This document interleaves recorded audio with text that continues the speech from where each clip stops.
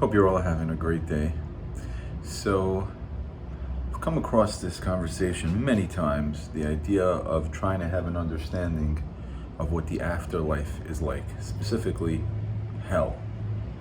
And, it's interesting, a couple of movies have hit on it, where they show people having a great time, and then the devil says, look again, and they look again, they see these people that are just in so much pain. They're not as attractive as at first sight, and they're exhausted, and they just can't stop dancing, and it's pain. And I think this hits on a very, very good point.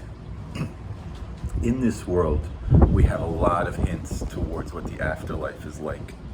And when it comes to the concept of hell, hear me out, I think that you have hints right in front of you. A person becomes addicted to drugs. In the beginning, they're enjoying the heck out of it. After a while, it's something they can't live without. And not only that, but you look at them and you see they're suffering, they're becoming more and more unhealthy, and it's something they become dependent on. Same thing with alcohol and other addictions. You see that even with regular enjoyments, like when a person eats food, the enjoyment is until a certain point, and then after that, it hurts. The same thing that was giving you enjoyment now makes you suffer. So I think that if a person wants to get a feel for what hell is like, they need to imagine this concept of overuse.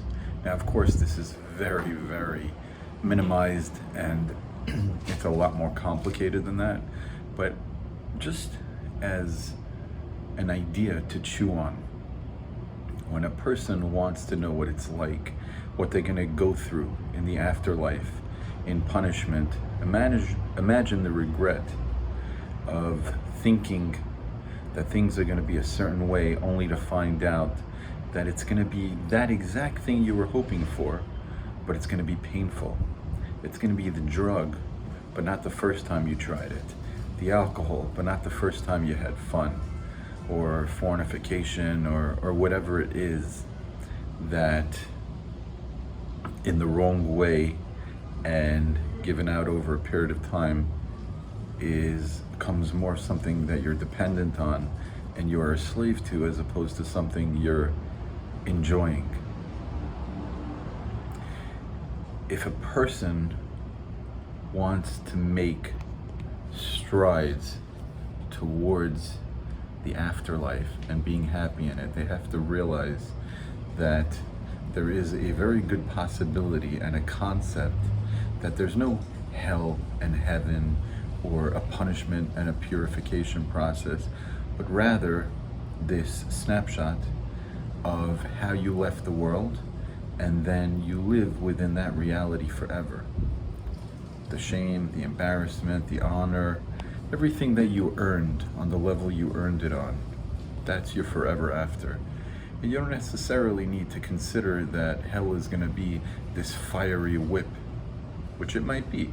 I'm not saying it isn't, but I'm saying if a person wants something that they can chew on so that they can work on themselves and be confident and get excited for the afterworld, not rush it, but get excited for when it comes, consider things in this life when they come to you at the right time in a good way, and then consider similar, but when it's been played out and you're haggard and exhausted. Let's take the simplest of examples. Young kid is excited to go to a party the beginning of the night. He's all excited, there are pretty girls there, and the music is great and all this stuff. And then by the end of the night, his confidence is broken, the girls weren't interested, he's exhausted, his legs are killing. Anything that's overkill is just overkill. And we are just living in an example. This is just the gateway to the afterlife. And if this is what we can experience, how much more magnified would those feelings be in the world to come? Where if we go on the wrong path and we overuse it, it's just going to be painfully exhausting and draining, and it's just going to be a letdown. So we got to live with happiness, and we have to try to do the right things and make God proud. Live it up in the right way. How do you know if it's the right way? If it ends better than it started. Have a great day.